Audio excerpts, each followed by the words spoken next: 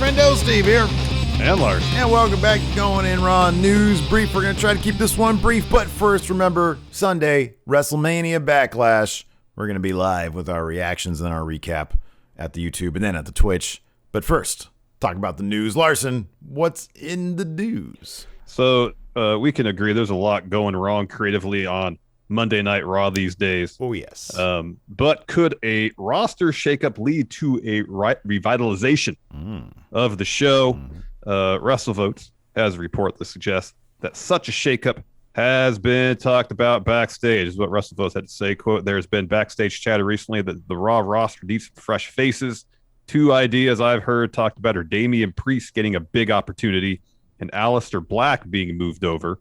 Orton and AJ having tag team roles have left the top a bit weak. I can't remember where we talked about this week about how the WWE title match at Backlash will shake out because there's so few top of the card baby faces on Raw. I mean, you got Drew, and then you could kind of make the case for Braun, even though he's just kind of Braun. Yeah, he just does what Braun wants to. He could. I mean, it's good to have a utility player who could be in either role. Yeah, heel or face, depending on the story. But that's kind of it. Yeah, they keep on. Whereas they got a ton of heels. They got like an overabundance of heels.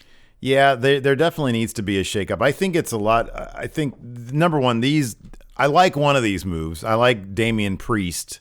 He's new. He's fresh. Put him at the top. Why not? Get him up there. Or have him start climbing like something fierce over 12 months, Build him. Yeah, but legitimately. The thing is, I wonder if this is a situation where, like, well, we need an injection of fresh talent now. Yeah. All right, he beats The Miz at Backlash, and 2 weeks from now, he's facing Lashley for the title, which is going to be an L for Damian Priest, Yeah, no, I know. That's why you don't want to do that. Like, you need... I mean, it's the same problem they've had forever, which is they just, number one, they're really bizarrely short-sighted. It's like, hey, let's put two of our better singles guys, Orton and AJ, in a tag team. Oh, also, I'm sorry, Orton and Riddle tag teams. In a tag team. And then let's wrap up AJ Styles. Grand Slam guy in a tag team as well. Like, this is a bad move. Some positives. I kind of feel like Miz and Morrison are going to be breaking up soon, and Morrison's going to be a babyface. And Morrison could be shot to the moon, but I don't think they don't seem to want to do it. They have got Ali and Ricochet on main event. They've got some terrific names in the 24/7 division that they're starting to break out. Garza, Gulak, Carrillo. So, like, I feel like the pieces are there. It's just they have dug themselves in such a hole with how they've mismanaged these pieces. It's really quite bizarre. Every bad move you could make, besides making like Lashley the champion, and I actually like Sheamus as the U.S. champion. Like, they make a lot of really bad moves. I know. I mean, honestly, I get the idea of debuting a Moss in a tag team role because you need help around him. You need help around him. Yeah. But wrapping up AJ Styles in that, it's the choice to do that. Then also put Orton in a tag team too. It's like if you do one or the other, then you still have the other person that you could use in the main event scene. But now they're both in tag teams. Yeah. So you can't use really any, unless you just say, all right, well, we need Orton in the main event now. All right, have him turn on Riddle. Yeah. But I mean, it doesn't seem to make sense yet. The pieces are there. I mean, you've got Sheamus can also be a good guy. He could be just the badass who likes to beat people up and just have him beat up bad people, and there you have a good guy. Essentially what Braun is doing now. Right, exactly. Except with like personality. So you can do that with Sheamus. You got, like Ricochet. I don't get what they're doing with that. Like, that guy has pure babyface written all over him, which there's very few of these days. But people love he doesn't know how to write baby faces, or Vince doesn't know how to write baby faces. Yeah, I don't know. Either they're generic and boring, or they're heels. I mean, there's a handful of examples of genuine baby faces that people could relate to. Riddle's one of them, but he does something very unique. It's like the stoner thing, And I think for the most part, you can quibble with how Drew for too long as champ was, hey, I'm as guy who introduces Monday Night Raw. Yeah. I think he's an example of a baby face on Raw who wasn't just boring, smiling baby face. Right, yeah. He was taking the fight to people. He Yeah. wasn't being reactionary. He was being proactive. Yeah. And that's a rarity on WWE programming, that a baby face is taking the fight to people. Mm-hmm. Yeah, he had a code of ethics, but he wasn't a pushover. Yeah. Yes. And yeah, it's bizarre that they're not able to handle that. I don't think it's a matter of, I mean, I think that there is, you do want to shuffle the roster a little bit. I don't think I don't know. I mean, I guess, if Aleister Black, if you handle him right, he can go anywhere. And I like this first batch of vignettes, but he's got to get out of that room. Otherwise he's going to be stuck there for another year. There's two worries with Aleister. It's they keep doing the vignettes for too long, and then whatever momentum he might build with this new character is kind of pissed away because they're not doing anything with him, like the room thing before. Yeah. Also, you got a lot more confidence on the creative and SmackDown, whatever's going on in Raw right now. That's definitely true. That's absolutely true. Although it was on SmackDown where he languished before. Yeah. And so I don't know. There's a lot of issues there. I'm glad. I mean, if nothing else, I mean, you would think this is the proof is in the ratings, and that they would see this. But if nothing else, there seems to be an awareness that there's an issue with Raw, and hopefully they'll address it. But I mean, you have all the pieces between what they got on main event and what they got on Raw. All the pieces are there for you can actually have a stacked tag division on Raw with the pieces they have. Just start pulling from the 24/7 division. Put Carrillo and Garza together. They're literally family. That's real. Put them together. You got one guy with tons of charisma, another guy is a pure baby face. Put them together. That could be a lot of fun. Gulak and I don't know, like a guy like R-Truth. Like, who would want to see that as a combo? That sounds like it's fun. You have a lot of pieces for tag teams that you could be using. Bring back Authors of Pain. Sign those guys again. And you got War Raiders back. Yeah. So you could do that. You could have a stacked mid card around Sheamus in the U.S. title with Ricochet, having Ali, to put singles Riddle. wrestlers together to form a tag team. That like stuff like RK Bro is fun from time to time, and they're seemingly using that to motivate a Randy Orton face turn, essentially. Where it seems the story is going to be, now that he's palling around with Matt Riddle, he's going to kind of turn his back on the legend killer aspect of Randy Orton for a spell until he invariably turns on Matt Riddle. Yeah, which is totally going to happen. Yeah, totally going to happen. Of course, it's going to happen. Yeah. So the pieces are there. They need a fresh approach to creative. That's the bottom line. But I hope they do shuffle some things around. I hope they do understand that and take a different approach. Somebody who might need a different approach to management. AEW. So we talked about this like last week, I think, where there was just sort of like some rumblings about some possible heat between some of the EVPs, between Cody and Kenny and the Bucks. And so there's a little bit more of that from PW Torch's Wade Keller and Jason Powell. And on top of that, a quote difference maker, a wrestler, is hesitant to go to AEW because of that. Here's the exchange between Powell and Keller, and these transcripts come to you via WrestlingNews.co. Keller said, "I'll be Keller, you be Powell, Larson. All right, sounds good. There's going to be a book written someday by some of these EVPs or someone else closely observing, and we're going to learn a lot about dysfunction. We're going to learn what a very short honeymoon period there was between certain key people in the company who aren't even talking to each other anymore. I think we're going to find that out. I know there are people in other wrestling companies saying the Bucks and Cody and Kenny, it's not going to be long at all before they want to have nothing to do with each other. The honeymoon period is going to be short. It seems like it is. It seems like there's some disengagement and people going off into their own that is showing up in certain ways." This is what Jason Powell had to say. If that is not happening, they need to clear up that misconception. I do think it's happening.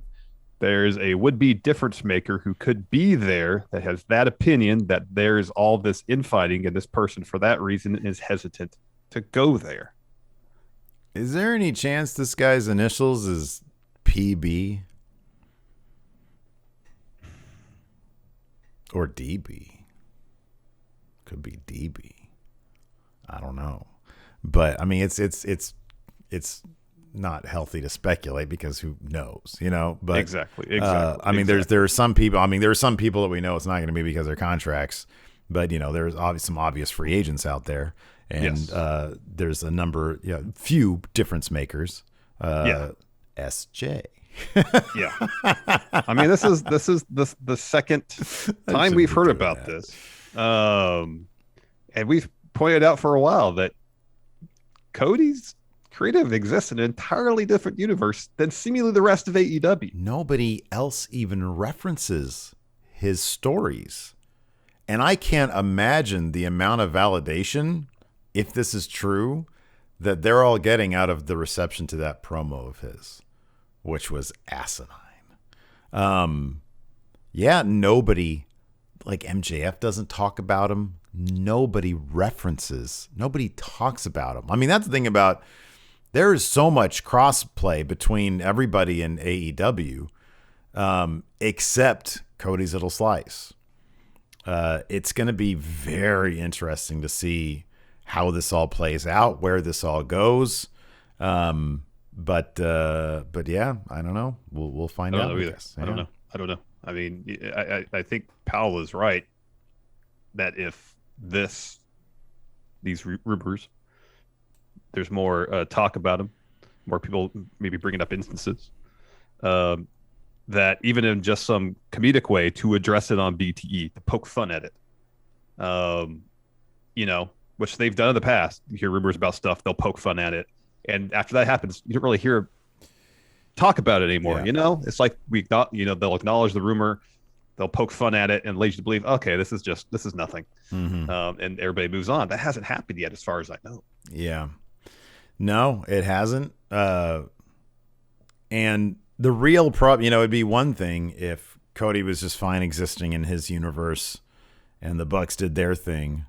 But if it's actually preventing names and needle movers from signing there, that is doing harm to your business.